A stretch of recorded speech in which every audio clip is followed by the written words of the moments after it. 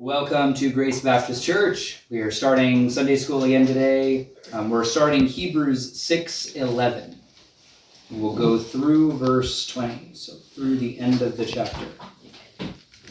Hebrews 6:11. The door is sealed.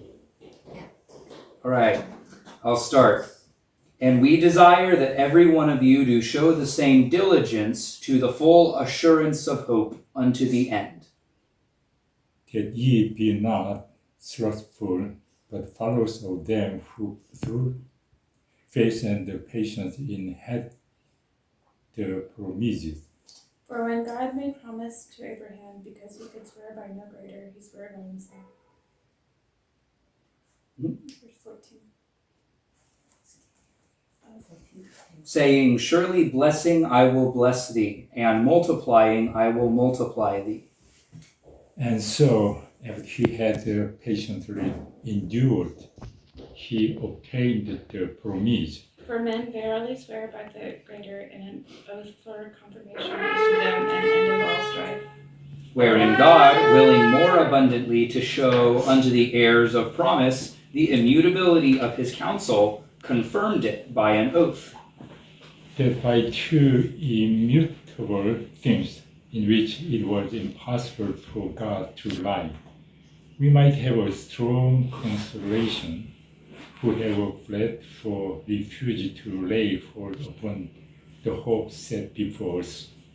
Which hope we have as an anchor of the soul, both sure and steadfast, in which entereth into that within the veil.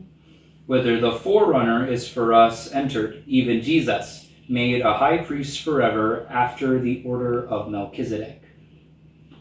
So starting out, we have Paul's hope, or the writer's hope. We don't know if it's Paul.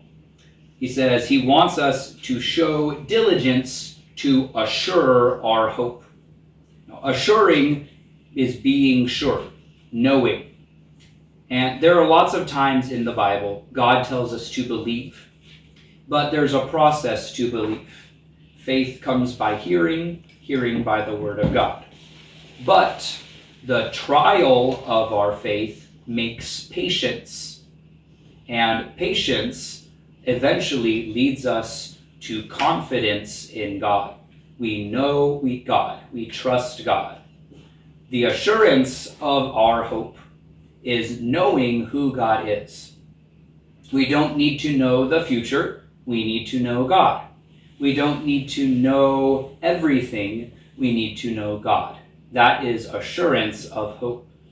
So there are two parts of assurance. First of all, there is faith. Second of all is patience. So the first part, faith. Faith in Greek is the word pistis. Pistis means I respond to a gift. So grace and faith are two friend words. They come together. They depend on each other. The word for faith is pistis. The word for grace is gracias. Gracias is the word they would use when a very, very rich person gave a gift to a very, very poor person. The gift was called grace. Gracias.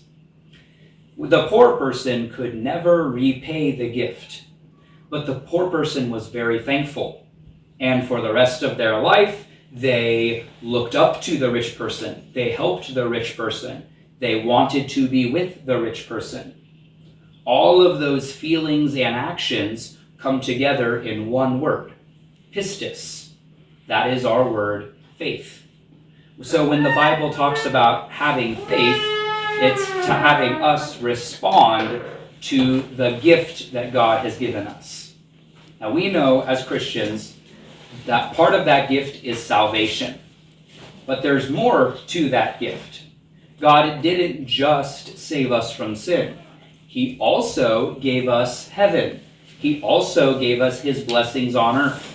He also gives us an inheritance with Jesus in the world to come. These are all different gifts from God. These are part of his gracias that he gives us, even though we are poor and we don't deserve it.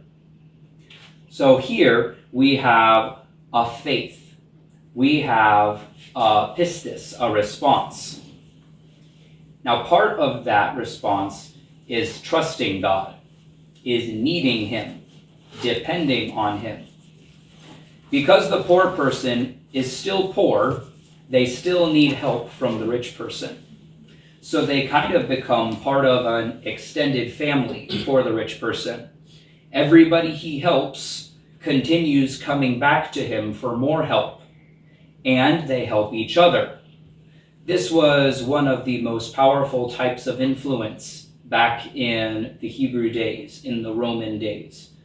They were called, the person who gave gracias is called a patron, and the people who receive it were called clients.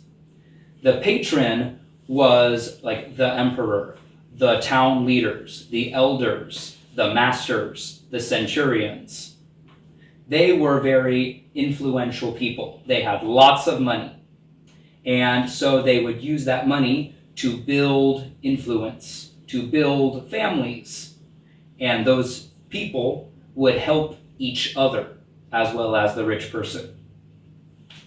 That's what we have too. We aren't the only people that God saved. There are other Christians too. And because we all depend on the same God, we help each other come to that God. And we help each other enjoy the blessings that come from that God. But we are all still dependent on God. And that's why we have a hope. We have a hope that when we come back to God with our need, He will meet it. So here, the writer of Hebrews says, we want all of you to come to God again and again and again so that you can be sure of your hope. So you can know this hope is right. You can know God helps you. The other thing that comes with showing diligence, assuring your hope, is patience. The word diligence and assurance of hope comes through in all other translations, long suffering, patience. So here it's translated a little differently. So long suffering means I suffer for a long time because my future will be better. So as Christians, we know there are some things that the flesh wants to do that we can't do. So there's a fight inside us, the flesh and the spirit. And as long as they're fighting, we will be enduring. We will be in suffering. Eventually, God will save us from that. That's part of our hope. But right now, there is a struggle. There's a struggle inside us. There's a struggle outside us, between us and the world. There's a struggle between God and Satan, and we're caught in the middle. Satan's trying to attack us to hurt God. And God is trying to protect us, to defend us from Satan. This is all the struggles that come together to make the suffering. But we have the gift of long suffering. When Jesus came to this earth, he was also long suffering. One of his names is the man of sorrows. He had many times people gave up on him. Many times that people didn't believe him. Many times he was tired or hurt or rejected. Jesus knows what it is like to suffer, and he knows what it's like to be long suffering, to go through the suffering because there is a better end. This is another part of our hope, that one day this will be worthwhile. The suffering of now will be worth nothing compared to what we get. That is our hope. And part of knowing that the hope is correctly made is the suffering. Jesus went through suffering with God beside him. God empowered him throughout everything. God was with him through everything. And in the end, when Jesus came back to life, he went to be with his Father. Jesus never lost confidence in God. And many great Christians have lost confidence. I mean, let's look at Elijah. Elijah was a prophet. He suffered. The people in charge of Israel were against God. The people who were in Israel didn't even know God. They were worshiping other idols. And Elijah thought he was the only one serving God. But he wasn't. It was still hard, though. Elijah spent years in the wilderness. Elijah spent years living off of small bits of food because there was a famine. Elijah spent years running away from the leaders of Israel who wanted him dead. And yet, Elijah learned to trust God. We have the middle point in Elijah's life, where he just showed God to all of Israel on top of Mount Carmel. He made an altar, God sent fire from heaven, destroyed the altar, and then Elijah rallied Israel to go and kill all the prophets of Baal. After that, Jezebel, leader of Israel, queen of Israel, decides to come out and send him a death threat. Elijah, stop doing things for God or I will kill you.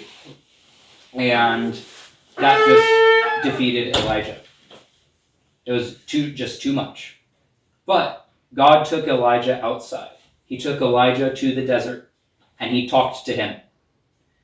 After that, Elijah kept training people. He kept following God.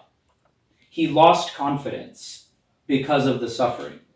But he met God again in the suffering and continued to make sure his hope. And at the end of his life, Elijah was confident in God. Elijah was helping other people be confident in God. You know, we have the beginning of Elijah's life. Many, many miracles. Then we have the end. Very few miracles. Elijah spent the last part of his life teaching people, building prophet schools, having help, training Elisha, the next prophet. And the miracle at the end of Elijah's life was crossing a river. He hit the river, waters parted, he went through.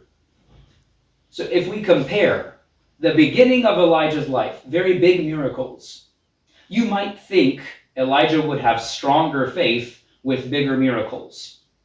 But that is not true. After all the big miracles, he still doubted. But the trial of his faith, the suffering, led him back to God. And then when he knew God, his faith was strong, even though there weren't miracles, even though it was ordinary life from then forward.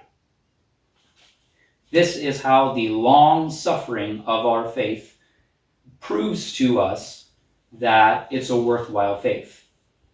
God with us through everything, helps us found ourselves in him. Then God talks about the promised blessings. Verse 12, don't be lazy. Follow the people who through faith and patience inherit the promises. So the faith and the patience are what we talked about, that faith and that long suffering. Now let's talk about the promises. So Israel got lots of blessings from God. They were promised blessings. And Israel was very aware of these blessings. They had certain prayers that they would pray after many things throughout the day. They would pray after eating. They would pray after using the bathroom. They would pray after washing their hands. They would pray after reading the Bible. They would pray with each other. They would pray by themselves. And all of these times, the word the Bible uses is they give a blessing. So I did some study on Hebrew blessings and what they say that's like. So there are traditions, and the Hebrews always said these blessings after their traditions.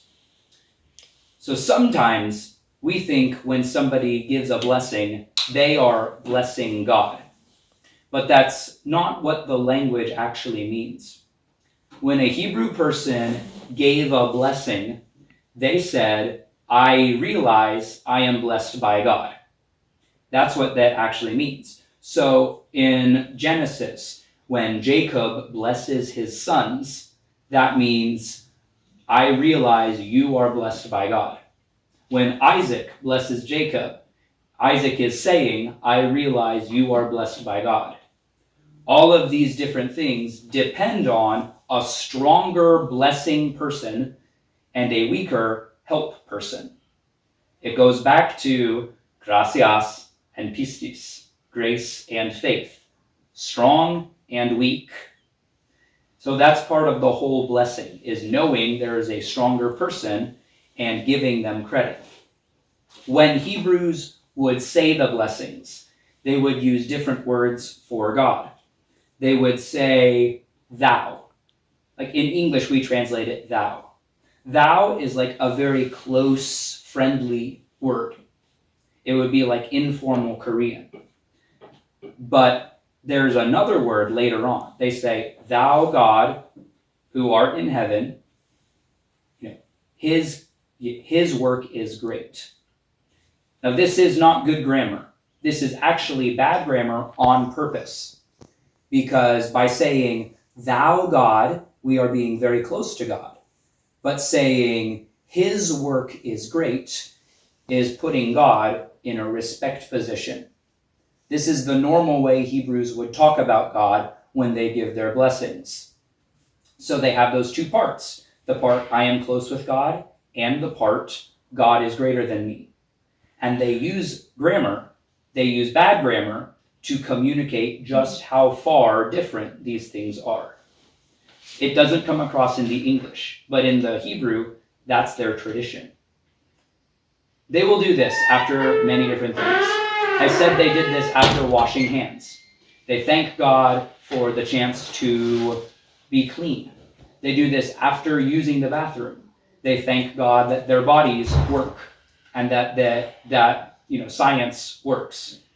Later, they still do that, some of the traditional Jews now. They do it after eating because they want to recognize God blessed them with food.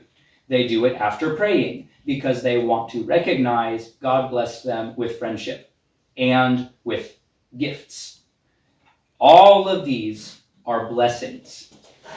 And blessings are very closely related to promises. Because God himself gives blessings. The very first blessing, one of the first blessings we see, is when God tells Abraham to go to another country, and I will bless you with a son and with a nation, and you will bless the rest of the world. That is God's promise to Abraham. That is God's blessing, God's promise. But this is an interesting thing. Abraham actually didn't just leave Ur. Abraham started out in the country of Ur. So I'm going to try to draw a map here. It will be a very basic map. So we have Saudi Arabia. Then we have, this is going to India. Up here is Israel, Egypt, Red Sea, Africa. So up here, this is not a good marker. Let me,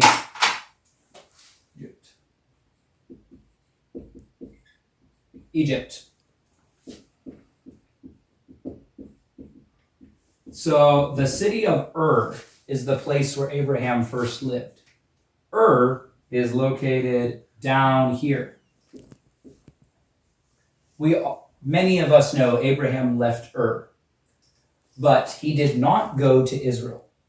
He actually went up here into Turkey. This city is called Haran. Haran is where Abraham went first. He went there with his dad, Terah, and they lived here. Then, after Terah died, God told Abraham to come down to Israel. And that's where Abraham went. Then Abraham went down to Egypt for a little bit, and then went back up to Israel, wandering around, going many different places. So God's promise came in Ur. God said, leave Ur, and I will make you a great nation, and I will bless the world. He says, go to a land I will show you. That land was in Turkey, not in Israel. And then, after this came, God said, go to the land I will show you. And that's when he went to Israel. So Abraham obeyed God 2 times, not just one. He left his home 2 times. Maybe some of us might think, if we were Abraham, God told me to come here. I'm staying here. This is the promised land. If Abraham did that, Abraham would miss the blessings of Canaan. He would be stuck up in Turkey. But Abraham kept listening to God, because part of listening to God is hope that God is going to keep giving me the right blessings. Some people, this is hard. Some people like to hold the blessing I have now and keep what God gives me, try to make it safe. We talked about that a couple weeks ago with the thorns. A bad plant grows thorns to protect itself. A good plant grows fruit to help others. We can protect our gifts from God, or we can hope in the future that he gives us, trusting him to keep giving us what we need. Abraham was blessed because he did keep listening to God, and he kept hoping. He kept wanting what God has. He kept needing God. Even though he was rich, even though he was successful, he came down here, and God made him a great nation. So part of God's promise, God actually made 2 special types of promise. We see that first in verse 13. For when God made a promise to Abraham, because he could swear by no greater, he swore by himself. So first of all, God swore. God gave a promise. Now, like we said, back with the whole blessing thing, everybody would say there is a greater person blessing and a lesser person who gets the help. There is nobody greater than God. So when God made a promise, he made promise as himself. He says, as God, I will bless you. That was important for the Hebrews. They want to know who the strong person is. They want to know who is blessing. And that is something we should know too. Who is blessing? If we wake up in the morning and go to and eat breakfast, we can think we have blessing from God or blessing from the supermarket. Which one will make us thankful? Blessing from supermarket or blessing from God? The blessing from God. We can wash our hands, and we can see that as a blessing from God or a blessing from the water pipes. The blessing from God will make us thankful. This is why God made his promise as God, because he wants us to know he is taking care. He is giving gifts, and that leads us to be thankful. It leads us to the pistis, to the faith. So that's the first thing he did. He says, I'll bless you. Then later on, he says he gives an oath. An oath is a special type of promise. An oath in Hebrew culture says, I will be punished if I don't do this. An oath was what they used for very important things. If somebody gave an oath, it was considered absolutely true. Because if they were lying, God would punish them. God would strike them sick. God would strike them dead. This is the type of promise they used in law courts. This is the type of promise that they used in sacrifices. The oath. Later on, we see, so the oath is like a contract. It says, I will do this, and if I don't, here's what can happen. But have you ever seen kids, I don't know if they do this in Korea. Do they do pinky promises in Korea? Yeah, pinky promise. So if a kid gives you a pinky promise, that is very, very true to that kid. That means it is not a lie. Pinky promise. So if you break a pinky promise, the kid's reality is shattered. They don't know what to do because it was a pinky promise. That's like the oath. The oath is between people says, if God is greater, if I am lying to you, God can punish me. God confirmed his word to Abraham by an oath. We see that in verse 17. God, willing to show the heirs of promise the immutability or not unchangingness of his counsel, confirmed it by an oath. So first of all, God makes a promise. He says, I am great, you need help, I will help you. Then he makes an oath. He says, by my character, by myself, I will help you. That means there are two types of promise God gives, promise and oath. And God doesn't change. That's what immutability means, doesn't change. Because he doesn't change and he is strong, he makes himself a very, very strong gift giver. So the Hebrews recognized that. And when they bless people by the strong gift giver. And when God blesses, he blesses by the strong gift giver. So one of the things that this has made me think about a lot is how often do we see God as the strong gift giver? Because we have lots of stuff. It's very easy for us to say, my breakfast came from the supermarket, my water came from the pipes. So I found myself being very unthankful for many of the blessings that God gives us. So I've had to go back to these verses. I've had to start saying blessings, saying, God, you are a strong gift giver, and I thank you for these blessings. So I would challenge you, think about that. Think about how much you are thankful. And think about ways we can be more excited about God, more thankful to God for the many, many things he gives us. So then we see in another part of the verse, we see all of this is using Abraham's promise as an example. So let's go to Acts 7 and read a little more about Abraham's promise. Acts 7:2. I'll read it. This is one of the Christians talking about history, thinking about Israel's old history. He says, men, brethren, and fathers, listen.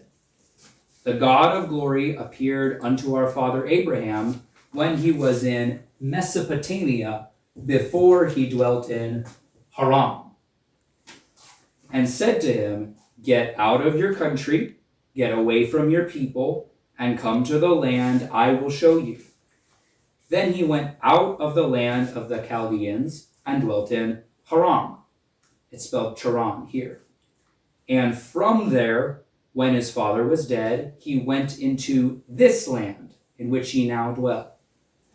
And he gave him no inheritance in it, not so much as to set his foot on, but he promised that he would give it to him for a possession and to his seed after him when he had no child. So this is interesting. God made Abraham this big promise. He says, I am strong, I will bless you. I am strong and I am God. I will do what I say. So Abraham listened, and Abraham listened. But what verse 5 says, he got no inheritance. The whole promise did not go to Abraham.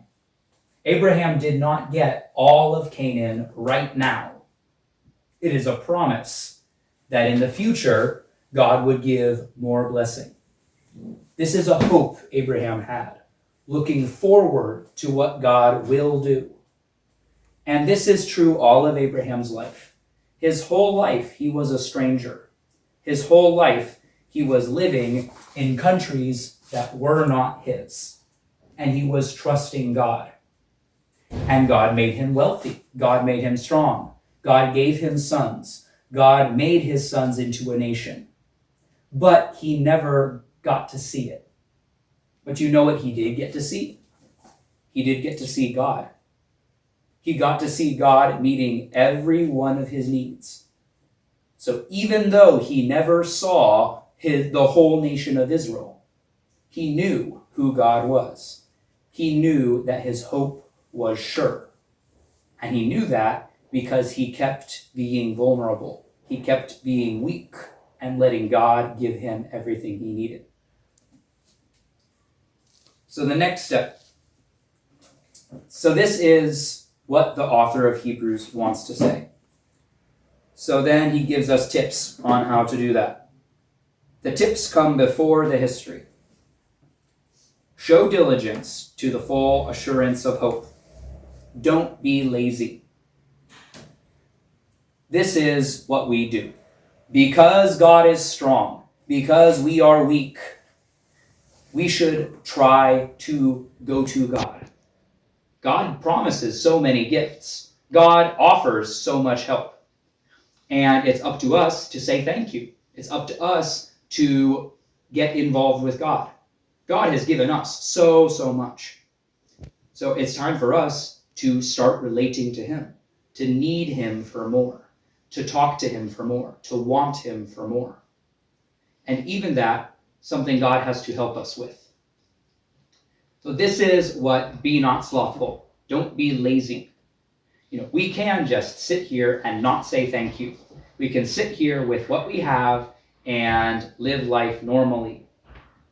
That is not being diligent. That is being lazy. Being diligent is not always working harder. Being diligent is needing God more. So, when I have a problem, I talk to God about it. When I'm happy, I talk to God about it. When I'm sad, I talk to God about it. In the Garden of Eden, God created everything, and he came and talked to people. Those people could thank God for everything in the garden. They could thank God for the fruit. They could thank God for the garden. Thank God for the animals. Thank God for the work, the things to do. They got to go around and name the animals. They got to go around and help the garden, fix the garden, tend it. These are all things that they knew God gave them. And that was perfect. God is the blesser. They are the thankers. Grace and faith. After that, of course, people had to work. People started trusting their own work instead of God's. And that is what laziness is. The Greek word lazy is not just sit around, do nothing. The Greek word lazy has another meaning. It can mean being very, very, very, very busy about nothing worthwhile. I have that, I can do that sometimes too. You're very, very busy, but not doing anything worthwhile. So I run here, run there, run back, run forth, go watch this, go see that, go fix this, go fix that, go read this, go read that. It's very busy. It feels like work, but the Greek uses the same word for that busy, busy, busy, busy, busy as it does for lazy. It's the same word. It's slothful because you're not doing the good work. You're not doing effective work. So this is true for Christians too.